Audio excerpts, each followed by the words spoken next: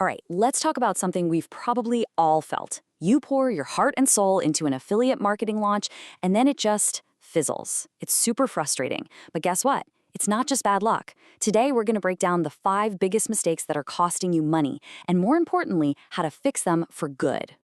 I mean, seriously, have you ever done all the work? You sent out all the emails, you built this awesome bonus page, you got all hyped up, only for it to be met with crickets? Yeah, that exact feeling of disappointment is what we're going to solve today. Because here's the thing. A failed launch isn't just about the commissions you didn't make. No, it's way deeper than that. It's quietly draining you of the stuff you can't get back. Your money, your precious time, and maybe the most important thing of all, your momentum. It's a really costly cycle, and it's time to break it. But what if I told you these failures aren't just random acts of bad luck? Nope. They're part of a trap, a pattern of common and totally fixable mistakes. So let's start taking this trap apart, piece by piece. Okay, first up is probably the most common trap of them all, focusing on the product over the problem. It's so easy to do, right? We get all excited about a new product's cool features and all its bells and whistles, so that's what we talk about. But that's not what's on our audience's mind. So the ineffective way is to just list off the features and basically parrot the launch hype. The powerful fix? You lead with the specific problem your audience is wrestling with. They don't wake up thinking about products. They wake up thinking about their frustrations. Your job is to join that conversation happening in their head. Here's your new rule of thumb. A little test for you. Can you write a whole email just about the problem, the pain, the result they're dreaming of, and only slide the product in at the very end as the solution? If that email makes perfect sense without mentioning the product until the last few lines, you've absolutely nailed it.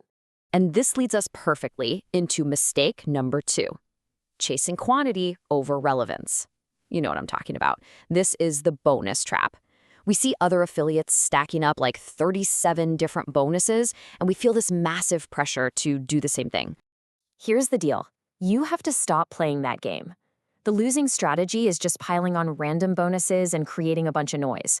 The winning move is to create just one, hyper-relevant bonus that solves the biggest hurdle your customer is going to face right after they buy. You want to be a surgeon here, not a hoarder. A single, powerful bonus that makes the main product work even better is worth so much more than a dozen random PDFs they'll never open. When you give your audience that kind of clarity instead of just clutter, they'll thank you for it with their purchase. Let's move on to our third common pitfall, relying on the vendor's hype instead of creating your own angle. Look, I get it. It's the path of least resistance, but it's also the path to sounding exactly like everyone else. Those swipe files from the product's creator are so tempting, aren't they? They're easy, but they also make you sound like a clone. The fix is to find your unique angle before you even peek at their marketing materials. What's your personal take? What's your unique perspective? That's what's going to make your audience sit up and listen. So what does a unique angle actually look like? Well, it could be a really specific use case, showing how you would use the product to get a very specific result. Or, hey, you could take a contrarian view, talk about why most people will fail with it, and then show them how to succeed. Or it can be as simple as a personal story, anything that makes the promotion uniquely yours. In a super crowded launch, being different is your superpower.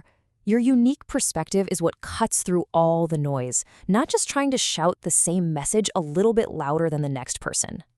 Okay, now let's group the final 2 mistakes together, because honestly, they both come from the exact same root problem: short-term thinking. This is all about what happens after the initial launch buzz dies down. So, mistake number 4 is treating every launch like it's a one-and-done event. Instead, you need to see it as a content creation opportunity.